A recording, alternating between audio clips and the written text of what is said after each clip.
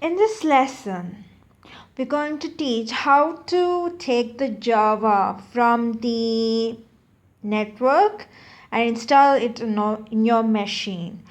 So, we have Java SC is freely available from the link www.oracle.com/technetwork/javas/downloads/jdk8 downloads 2133151.html.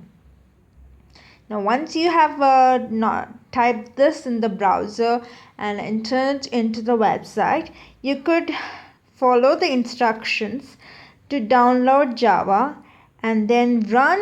Once you have downloaded the Java, you have to run the .exe to install Java on your machine. So after you have taken it, once the Java is installed on your machine, you will need to set environment variables.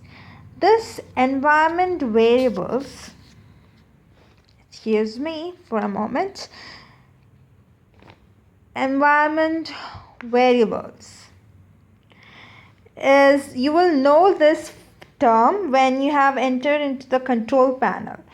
To point to correct it is done, and you need to change the settings of the environment variables in order to get Java in your computer.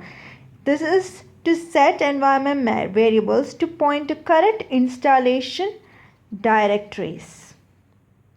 Hope you understood what I've said.